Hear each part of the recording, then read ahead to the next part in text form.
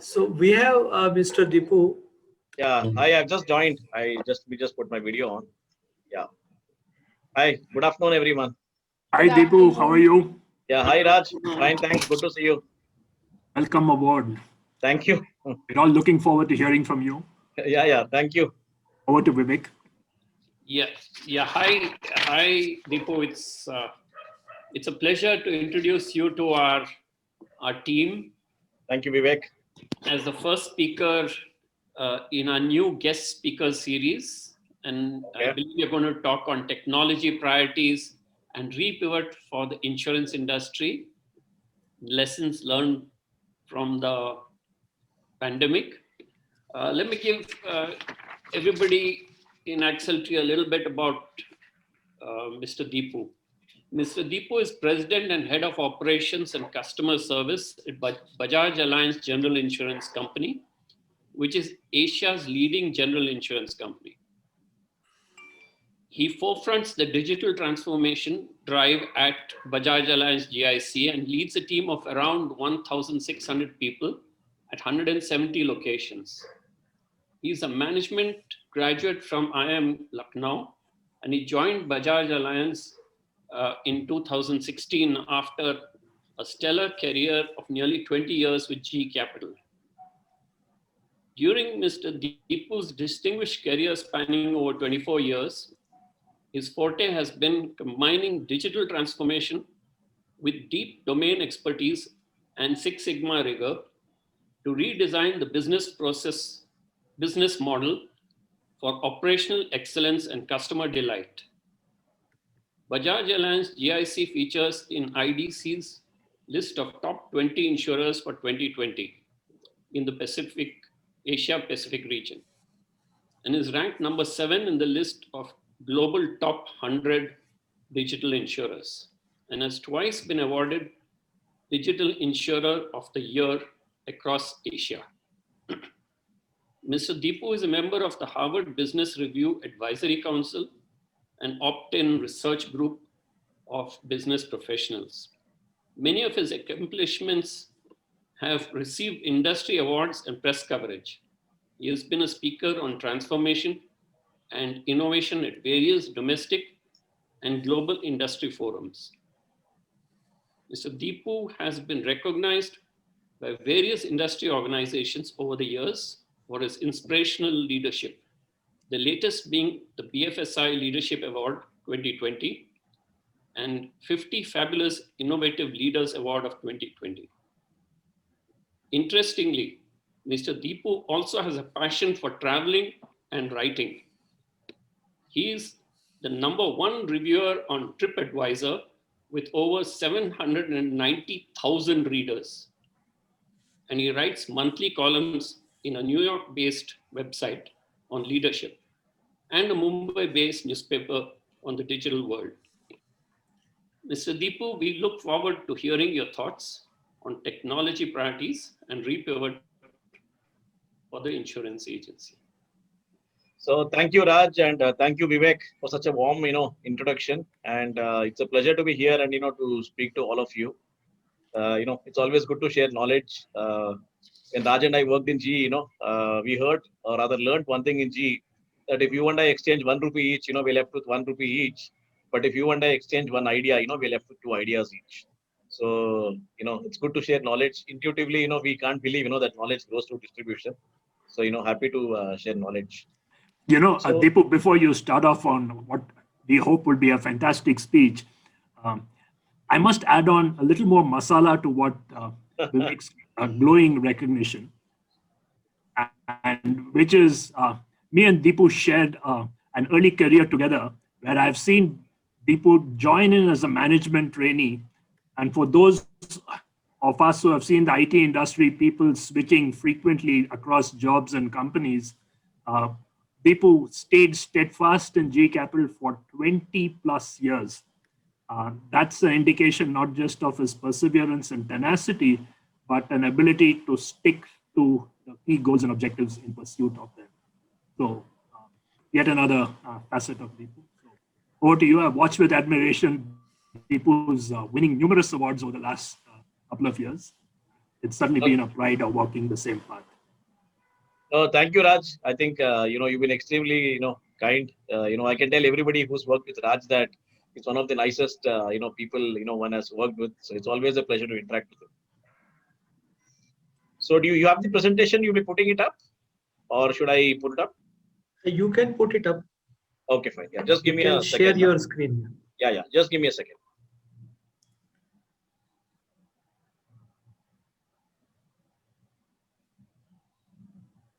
We can see it. You can see it, right? Yeah. Okay. No, actually, my colleague has put it up, Harshal. Okay, So, yeah. yeah, he's just here. He's put it up. Okay. So we can go to the next slide. Yeah. So we basically wanted to take you through, what we did, during the current pandemic, because that's given a huge fillip to our digital transformation journey. So how did we prepare? What did we do during the lockdown? What do we see post-lockdown? And of course, the future, some crystal ball gazing. Can we go to the next slide? Yeah, just a very brief introduction to the company. Bajaj Allianz General Insurance is a joint venture of Bajaj Finserv and Allianz. Bajaj Finserv, as you all know, is an Indian financial powerhouse, and Allianz is the world's #1 insurer. Bajaj Allianz is ranked number 8 amongst the global top 100 digital insurers. And we have been pioneers in terms of launching various industry-first initiatives. And we've also been recognized, not just at an Asia-Pacific level or an India level, but even at a global level. Next slide, please. One thing which we believe in is our philosophy. And this also has elements of my training in Six Sigma in GE, is that real customer impact comes when it is use case led. It can't be, technology led. Because sometimes what happens is, there is a tendency to get swayed by the latest buzzword in town and then feel that, everybody is talking about blockchain, AI, IoT. So let's do something in that area. That's not going to help. We need to understand the customer pain points first and then, deploy the right tech stack. So what we do first is listen to customers. We actually listen. It's not about thinking that this is what we feel customers want. We actually listen to them. Now, when you listen, you figure out two kinds of needs. One is stated needs, which is the obvious one. But very often the trick lies in figuring out the latent needs, which are not articulated.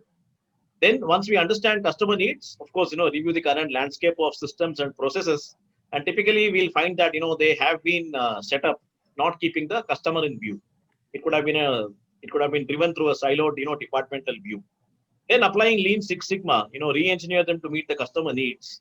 And only then, deploy the right tech stack. It's an extremely simple philosophy, but this lies at the heart of many of our launches. So now let's get to the preparation phase. What did we do when the pandemic hit us? So when the lockdown was thrust upon us, it happened all of a sudden, right? The Prime Minister, if you notice, came on TV at 8 o'clock, and then within 4 hours, 21-day lockdown was announced. So let's take call centers. Our call centers had to, shut down immediately because one, offices were shut. Secondly, people couldn't travel to work.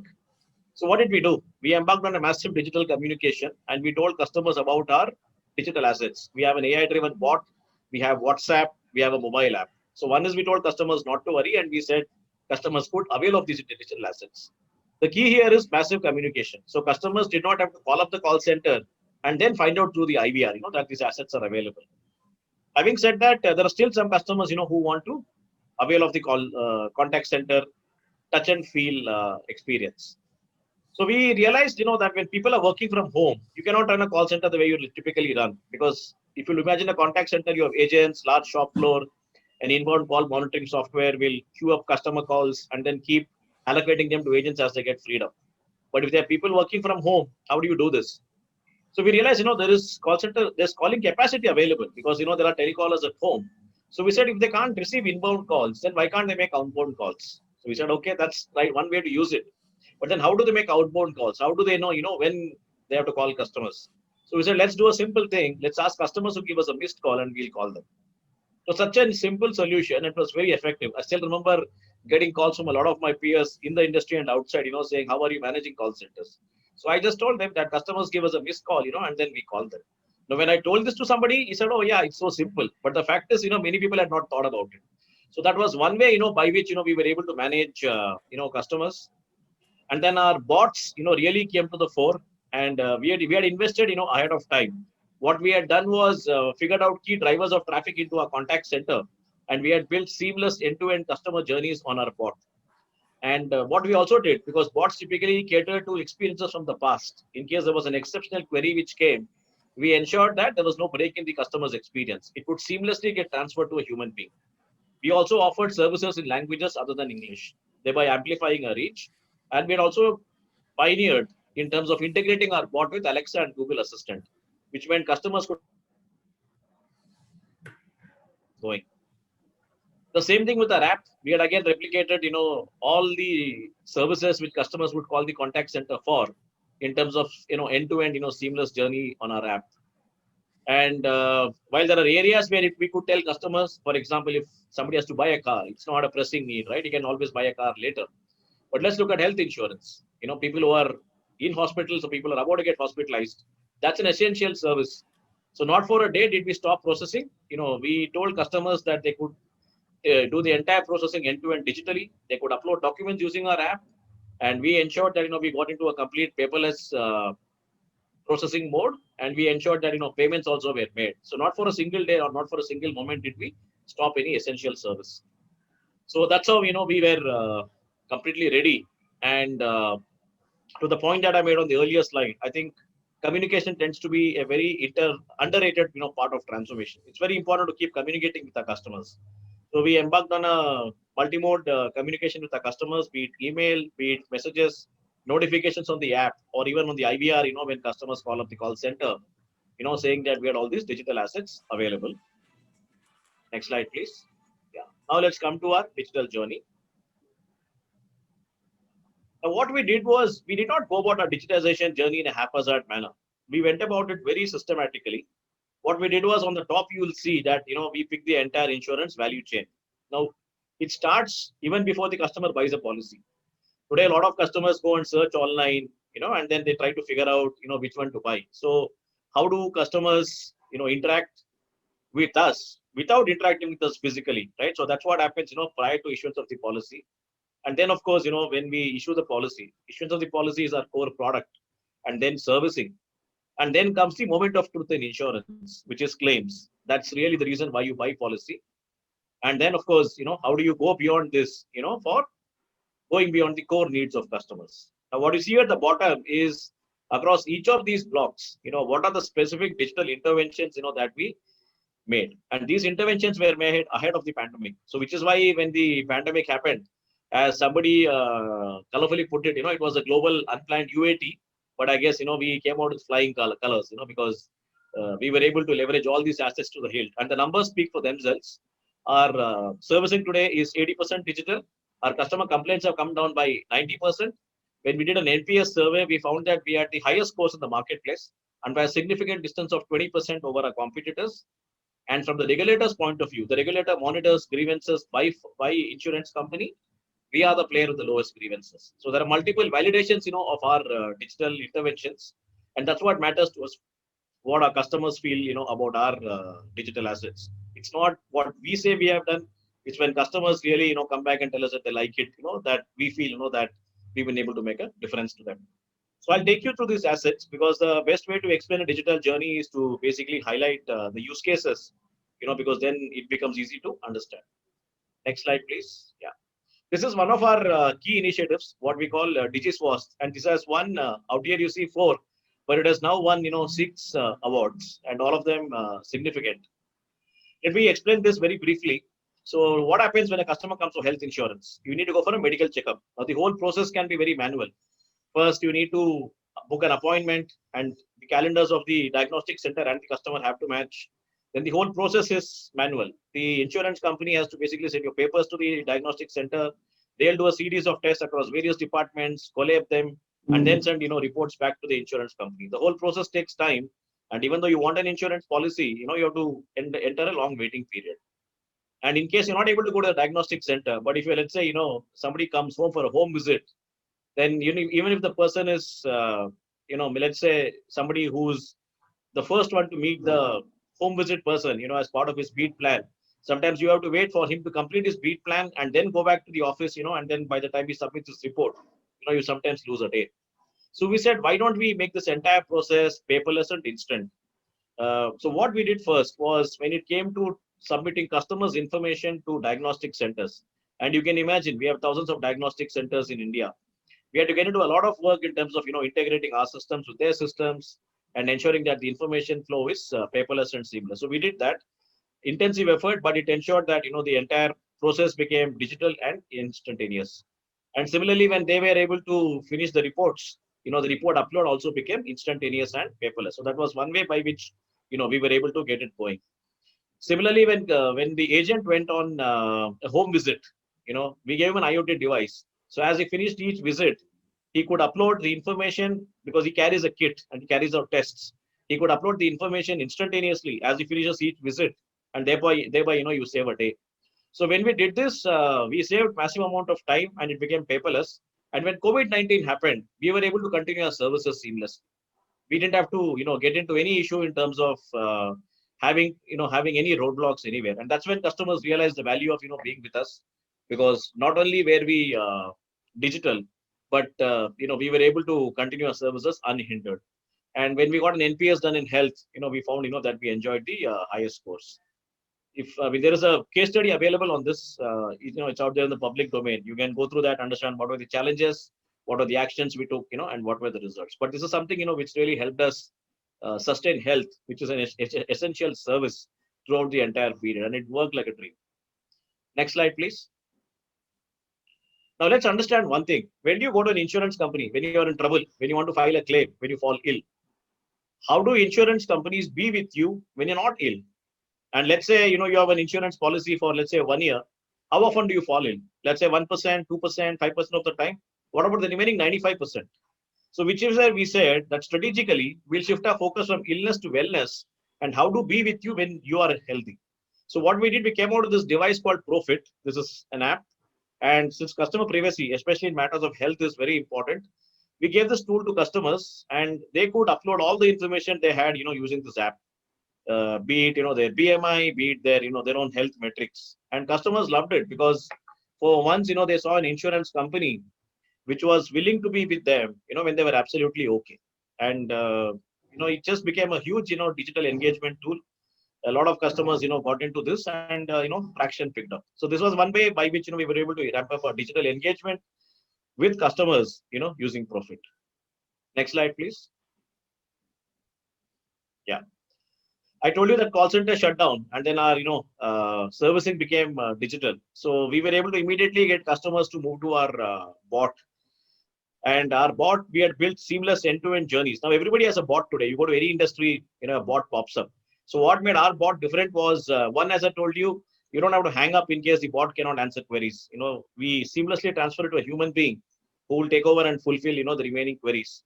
And whatever human beings cater to, over a period of time, we collate them, and by deploying NLP and AI, we keep teaching the bot. So the bot is continuously learning to answer queries on its own. Second, we offered services in a language other than English, and that amplified our reach, especially in our context, it's very important. And thirdly, we integrated with Alexa and Google Assistant. So which means today, if you have Alexa, you can ask for a copy of your insurance policy, the nearest hospital, the nearest workshop, the nearest branch, so on and so forth. So a focus on these 2-3 nuances, really ensured that, customers were able to avail of our services in a seamless manner. And the proof of the pudding, as I say, lies in the eating. So even today, when contact centers are back in action, more than 80% of our service still continues to happen through our digital assets. Next slide, please.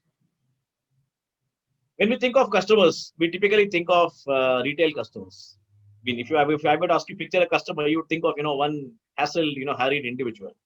What we realize is, that in our business, B2B is as important as B2C. So we launched this initiative, which was even nominated for the E2 Innovation Award. Now let's take a large corporate, which has taken group health cover, and they'll have turnover, employees coming, employees going. And as we all know, corporations or firms can't be real time.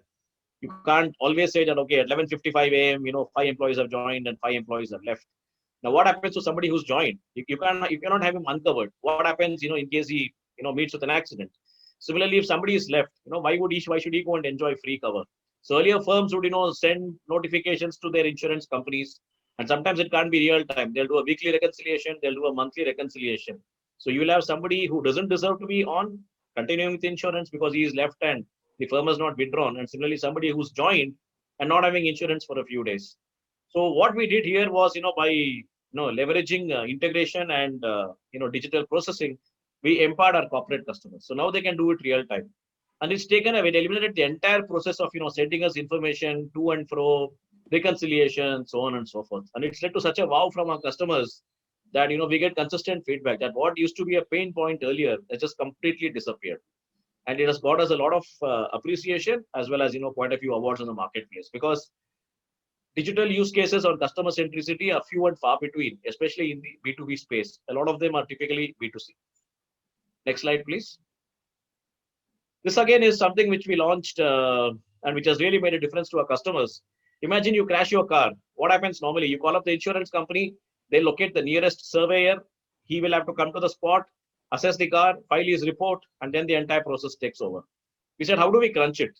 So what we did, we leveraged photogrammetry and AI. So today we tell customers that you are empowered. If you crash your car, unfortunately, take photographs of the car and send it to us using the mobile app.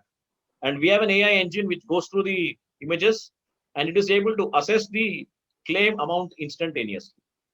And then we convey that amount to the customer. And the customer says, once he gives us his consent, we transfer the funds to him. So what used to take days now happens in 20 or 30 minutes. So now we call it motor on the spot. So these are ways by which we've been able to really re-engineer our processes and offer state-of-the-art technology to make a difference to our customers. Next slide, please. This is something we launched way back. In fact, 3.5 years back, when people were talking about blockchain. We actually walked the talk on blockchain.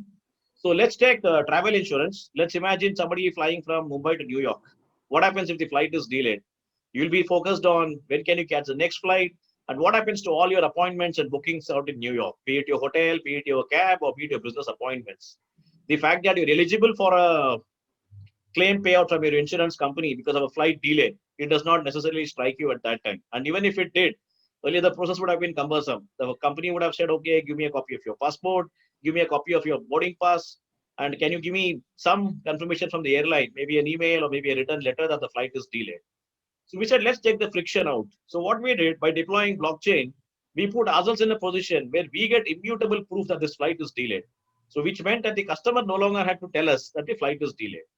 And then by leveraging this, we also fundamentally change the value chain of insurance, which is that normally when you're eligible for a claim payout, you need to notify the company. My car is crashed, my flight is late, I'm unwell, and then you basically file a claim. It's like in cricket, right? You need to make an appeal. Here we said, why should the customer even notify us, since we know that the flight is delayed? So then we proactively told the customer that you understand your flight is delayed, you're eligible for the trip delay payout, and this is the money which has been transferred to your account. And for customers, it's a wow, because it just becomes completely proactive. And this is not possible without leveraging technology. So that's how we were able to fundamentally make a difference to our customers and stay ahead of competitors. Next slide, please.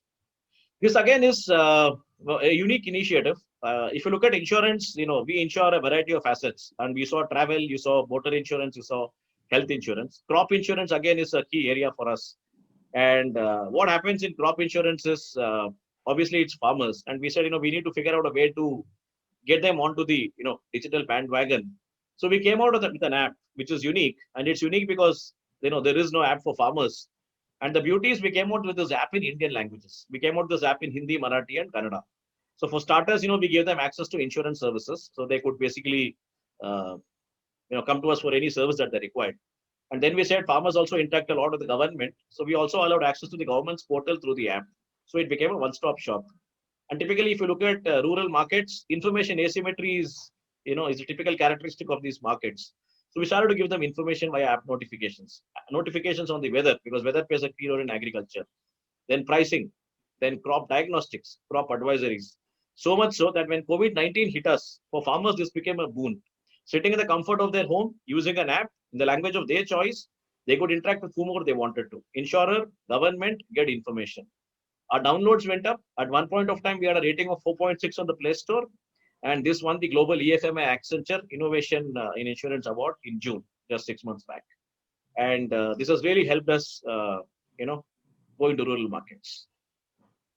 We all have heard of IoT. And in insurance, typically where players use IoT is in launching a device called telematics. So essentially here, what we do is we tell customers that we can place this device in your car, and we can give you information. We can give you vehicle diagnostics. We can help you with efficiency, statistics, so on and so forth.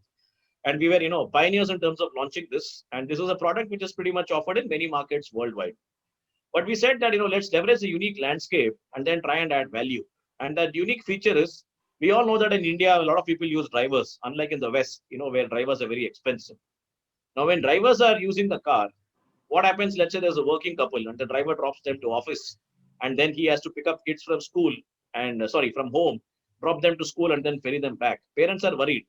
So we came out with this feature called geofencing. So what happens in geofencing is, you can basically mark the routes. Okay, from my house to the school, this is route A. And should there be some issue in that route, this is route B. But should the driver go on route C, the parents get an alert. So this became a good value addition for them. And, it was an industry first. So that's how, we have tried to, even as we launch, industry standard products, we've tried to differentiate ourselves by offering value to our customers. Next slide. One thing which we realized during the pandemic, to the point on unstated needs, is, and the example of an ATM, right? No customer would have gone and told a bank that I want to launch an ATM. The complaint would have been, I need to wait for a long time to collect cash. And initially the reactions may have been, let's get more tellers, let's get more cashiers, let's maybe reduce lunchtime, let's do maybe staggered shifts. But the moment an ATM came, it just changed the landscape.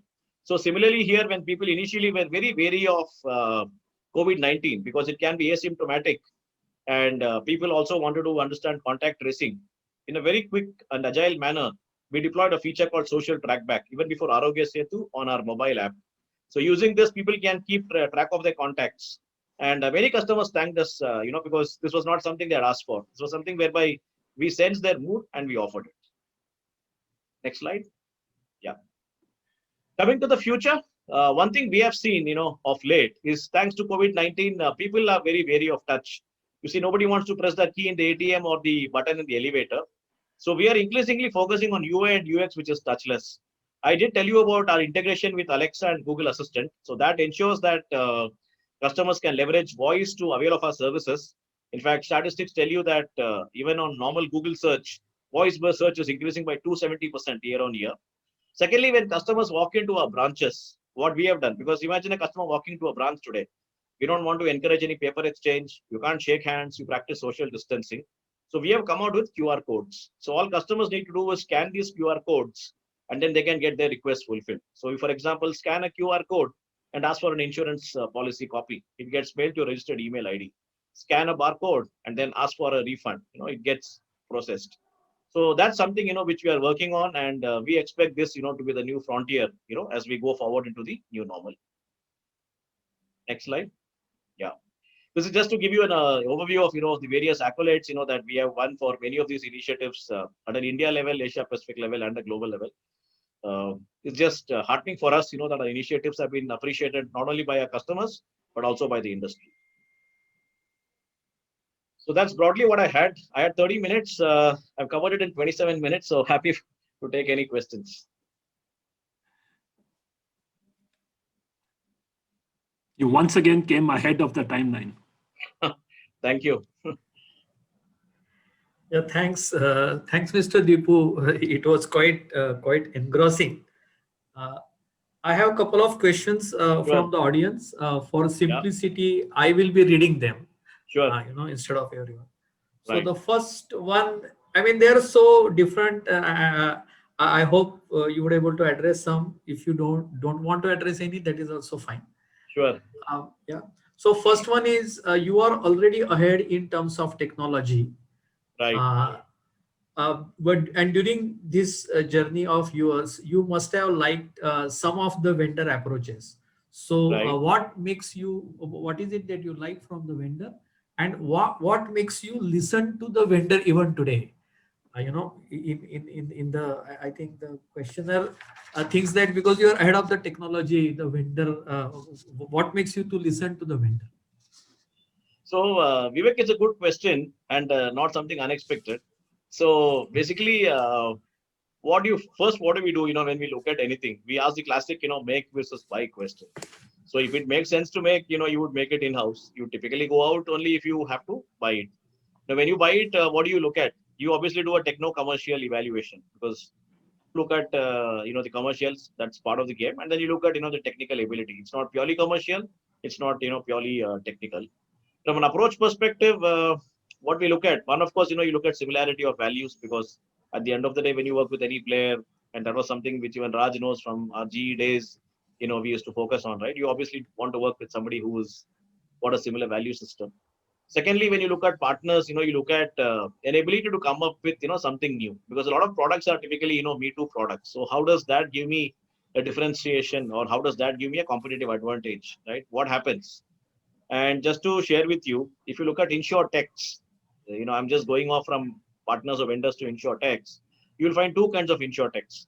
One is InsurTechs, who are startups who are challenging the established players.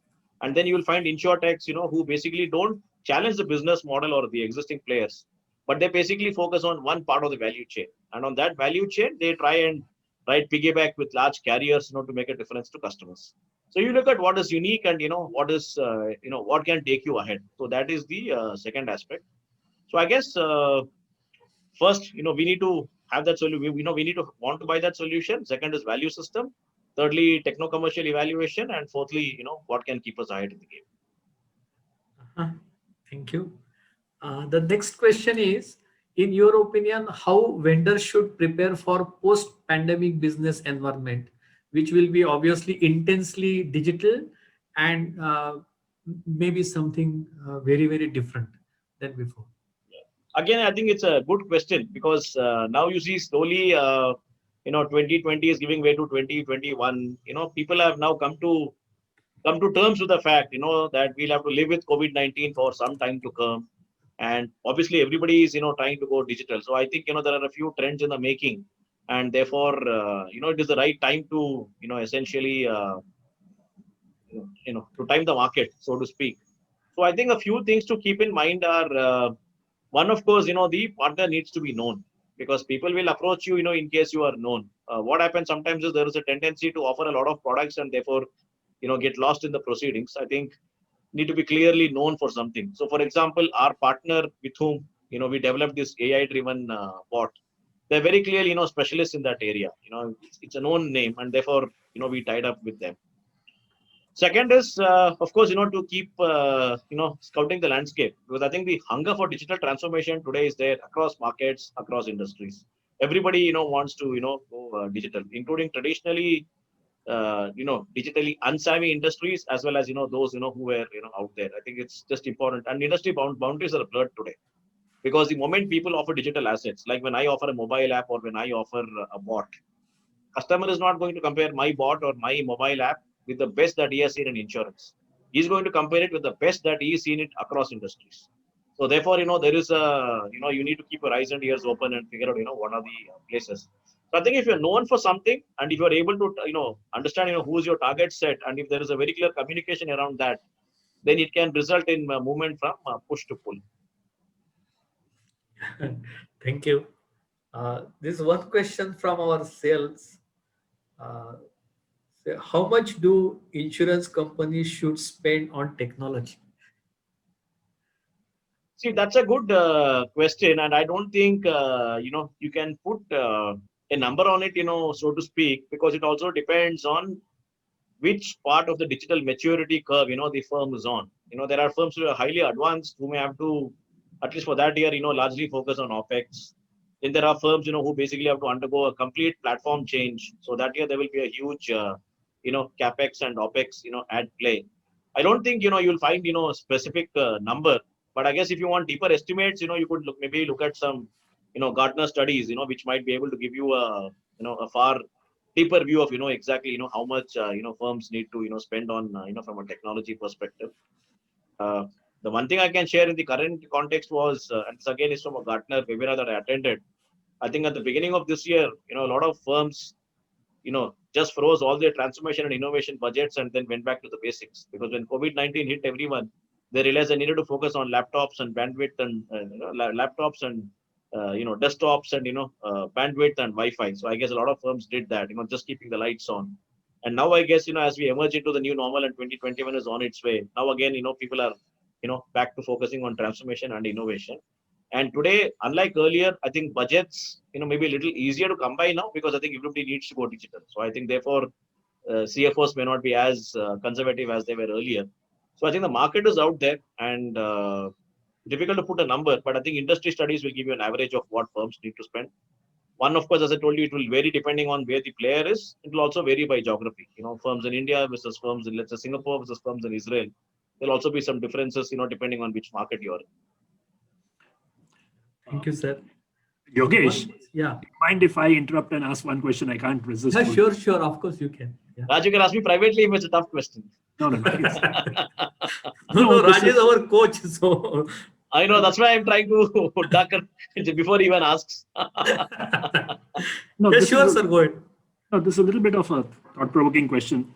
With the government's mandate to set up digital health records for all citizens, I don't know how long it's going to take. Clearly, US has been leading the way and struggling on that path for a long time. How do you think companies like Bajaj Insurance can really tie up and integrate with that?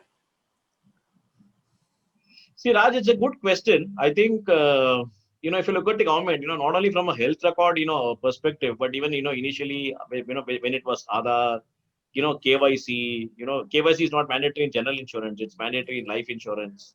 Then CKYC, eKYC, if you look at a lot of these, regulatory zones, so to speak, one, of course, we need to see a little higher degree of consistency. So sometimes, you take one step forward and then, you take two steps backward. And then firms become a little wary of, investing because you invest in it, like Aadhaar, it happened. And then after that, we had to initially, just ensure that everybody was Aadhaar ready. And then suddenly, we had to roll it back. So it becomes very difficult to, invest and then, divest, so to speak. So I think that's one. Second is, from a health perspective right now, I think clearly, there is a focus on doing a lot more because health insurance is something which has really perked up, especially during the pandemic. People became much more conscious of health. And there is a greater effort on part of the entire ecosystem, healthcare providers, hospitals, health insurance companies, the regulator, the entire ecosystem, in terms of, regulating it. So if to your specific question, that was the context. To your specific question, I don't know where we can play a role. One, of course, depending on how the industry and the regulators want to move, obviously, we'll tag along. And we are, of course, present in health. It is our second biggest line of business. And obviously, we're digitally savvy. So from that perspective, we'll have a role to play. The other important aspect to keep in mind is customer privacy. I think, especially when it comes to health records, people are very, very sensitive. So what we have always believed is 2-3 principles. One, it's always about choice to customers. We need to tell customers that you have a choice. On anything where we ask for data, we tell customers, either you give us standard data and take a standard product, or you give us more and take more. Second is it's always based on full disclosure and explicit consent. It's not about implicit consent. You do not tick, it can't be an opt-out. It has to be an opt-in, right? So based on full disclosure and, explicit consent. And then I think, we'll be able to do, kind of come to the party.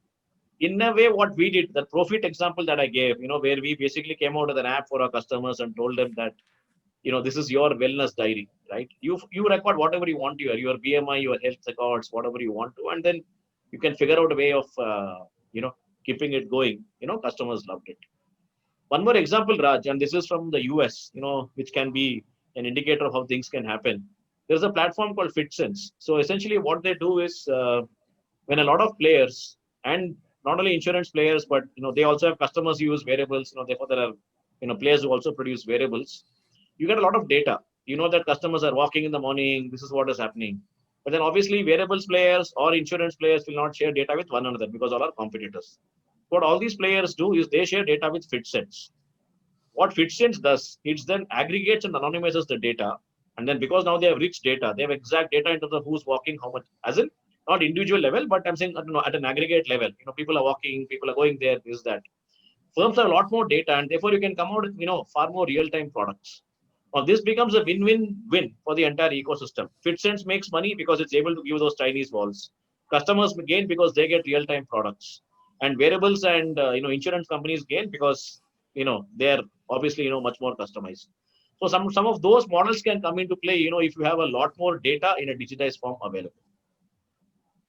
Long answer, but I thought I'll just give you various dimensions. No, I think the last one was particularly interesting. Thanks. Sorry, if I can just push that point a little bit more. Sure. Of course, a little bit more tangentially, today's news item from RBI slapping HDFC Bank on the wrist quite badly Yes. in terms of controlling their digital initiatives, etc. I mean, I think it's a huge caution both for companies, banks, financial services, BFSI, maybe insurance companies too, though insurance is not that real time, Right. as well as for IT vendors. That is Yes. not just enough in terms of making sure that you launch innovative products, but how factory strength are those products? Yes. I mean, what kind of rigor is there in terms of production strength of those solutions? So I think that's another big learning. I don't know what you think of it, because I think the regulator is coming hard at us from multiple directions. I think Raj, yeah, I mean, because it came today, it may have taken folks by surprise. But I think in a IRDA is way, as strong as RBI in some of these. yes, I think in a way, you could see it coming because of two reasons. I think one thing which we need to understand is, that customer privacy is important. We have seen quite a few cases of, data breach. And so I think this will also force companies to invest a lot in, data security, because if customers are trusting you with their data, then, then the cyber security systems or the data protection systems, by definition cannot be lax. They have to be strong enough. That's point number one. Point number two, digital in a very unanticipated manner makes you shift from me to we. And let me give you an example from ages ago, Raj. When we were in G, in fact, credit cards, right? We used to, when I was an SBI card, we used to basically get a lot of payments through check and cash. And then we wanted to go digital because it just makes life comfortable for everyone. And what we said is, net banking. Now imagine a customer on the last day is making a payment, right? Now what do credit card companies do? They will tell you that if you don't make the payment on time, then, we dock you late fees and, finance charges. And sometimes customers will call you up and tell you saying that on the last day saying that I wanted to make this payment through X bank, but X bank's net banking was not working. So we would sit and pray, saying that not only should our IT systems work, but IT systems of our banks also should work. So in a very strange way, it makes you move from me to we, because you're also digitally dependent. So therefore, I think when RBI is, trying to say that, you should, kind of, be ready. I think in a way, it's just saying that when you enter the digital world, all ends, everybody needs to work in sync and be ready, be it data protection or be it this entire, me to we, like I told you, because we're dependent on payment systems, data protection systems, an entire ecosystem. Nobody, as I say, no man is an island, everybody's in it together. So I think from that perspective, I think, it makes sense. I think that's a powerful statement, me to we. Yeah. One last question, I guess we have time. Is you are one of the pioneers in implementing blockchain. I think you said you started almost 3 years ago. So Right. how do you see its future in Indian context, also in the insurance context? Yeah. So it's a good question again. I think a lot of people have been asking about blockchain because, it's been around for a while. And I think at times, people view it as, a haloed concept. A lot of people don't understand blockchain. It's a little esoteric. And of course, it's had more jazz and, PR, than a lot of other initiatives in the fourth industrial revolution. Ultimately, it basically boils down to use case. As I say, it is the internet of trust or the internet of value. And therefore, a lot of parties, need to come together. So one thing which may happen now because of COVID-19, everybody is working, digitally. You may find, that players are, coming together. What we did was, we had used a private blockchain because, it was purely us. But you might find, more public blockchains, coming in because there are parts of insurance, where players, can come together. And the ironic part about blockchain is you have to get everyone to trust each other, right? And that is the biggest roadblock, right? Because you sometimes fear losing your competitive advantage, and trust takes time to build. So that thing, that's one part. Coming to your point on outside insurance, for example, the World Economic Forum, leveraged blockchain recently when they were giving out aid, to recipients. They use blockchain to track it down to the last mile. So sometimes, when those use cases, come to the fore, you may find that, it may see a new lease of life. I'm hopeful, but there isn't any, clear, immediate, trigger on the horizon. So I think we'll have to, do a bit of wait and watch. So thank you, sir. I would request, I think we are just 1 minute short of our closure. So I would request Shan to propose vote of thanks. Thanks a lot, Deepu. That was really inspiring. Yeah. Thank Great, you. Thank you, great Raj. Thank you all examples, for your fantastic kind products, words. Thank you. terrific You're learning on, experience. you're on mute, Shan. You need to make unmute. Sorry. So Deepu, I'm not used to making vote of thanks very often, but I think it's a pleasure to say this to you. It's been really a very revealing sort of input which came from the heart as far as you were as far as I was concerned. I felt it came from your heart, where you were willing to share all the things that you guys implemented in Bagic. And in addition to that, I think you had some interesting, you also sort of dwelled on the fact that there is a certain, like when you were asked, what do you look for in a vendor? You, in addition to the techno-commercial stuff and whatever else, which is obviously the standard thing, you also talked of a certain other angle of values, that, the values have to be similar and so on. And I was really excited with that, because in today's day and age, yes, with digital transformation, there's a lot of loss of trust, very frankly. That's what I've understood. That it's all to do with lucre, and it's all to do with what is in it for me, and the other person is not a part of it really, or rather the other person there is there for my benefit. That's it. So it's been very refreshing to get all these inputs from you, and congratulations on your 2020 has been a really super year for you. So COVID or not, it's been wonderful for you, right? Well, professionally, from a digital transformation perspective, yes. But, when you see a lot of people globally, and I'm not necessarily saying, people linked to us, right? When you see a lot of these deaths happening, then obviously, you do feel for them, right? Because people are dying for no fault of theirs, right? Of course, India has been a little better off because we are a relatively young nation. But if you look at a lot of Western European economies, right, a lot of people, the mortality rate has been fairly high. So you do feel for those people. Sure, of course. But sincerely, thank you very much for having taken so much time off to address us and give us your jnana on whatever you have done and shared so willingly. Thank you. You're more than welcome, and it's all thanks to Raj. I have the highest of regards for Raj. So when he tells me, I just can't say no. Raj, thank you. Thanks so much. Deepu, the formal session is over, but if I can just push you on one or two more questions if you have the time. Yeah, sure. We can maybe take 2-3 minutes more. I just need to switch into something else, maybe around 3:55. Okay, then I'll just make it one last question. Sure. No, an interesting thing happened. One of our very close family friends was in Gurgaon. He and his both of them are elderly. Their children were in the US. They got struck by COVID. Okay, the husband actually was a previous heart patient, and they were based in Gurgaon, which is actually the healthcare capital of India. They were surrounded by Fortis, Max India, Vedanta. All of them had their beds full. Okay, and the only choice that we had was to go for home care at atrocious rates. Okay, it was close to almost about 25,000, 30,000 per day and stuff like that. Now, does an insurance cover home care during these COVID times?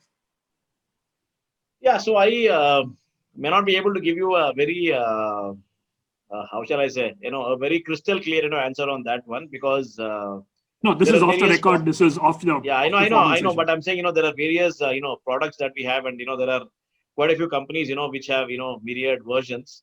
But philosophically, what insurance companies want to do, and good insurance companies want to do, is we always want to pay claims, when it is genuine. For example, I'll just give a different example. When the J&K floods happened, what we did was, we helped customers. And many customers, basically lost their homes and they had nothing. So we were there trying to tell them, saying, let's figure out some way by which I can pay a claim to you. And our internal metric every day was not how many claims we are rejecting, but how many claims we are paying. And we paid claims much faster than the government did. And what happened was, I went to Srinagar. We have an office there. I went there 3 years back. So when I got off at the airport, I just entered the cab. It was just me and the cabbie. And then he asked me, where am I working and where am I from? So I said, I come from Bajaj Allianz in Pune. And then he told me, saying that I can't tell you how much goodwill there is in the heart of the average Kashmiri for you guys, because when the floods happened, you guys came to our aid. So that's how, good companies, operate. And this entire healthcare system, is slightly complicated because, one example which we never tire of saying is, there was this case where a hospital had a bed. So when somebody called up, they said no, because he was, I think, coming from the army quota, which was subsidized. But when the insurance company called, they said, yes, the bed is available, because I guess, they would get more rates. and unfortunately, that patient passed away. So sometimes, you find that commercial considerations overcome just straightforward human considerations. So there are multiple factors at work. So which is why, as I said, I'll engage with you and give you an answer to this later. Once again, thank you so much. Yeah. Thanks, Raj. Thank you very much. Thank you, sir. Thank you. Thanks a Yeah. lot. Thank you, We Vivek. Thank you, appreciate Shan. it. Thank you, everyone. Yeah. Thank you. Bye. Thank Have a you. nice evening. Yeah. Thank Bye. you very much. Have a nice day to you, sir.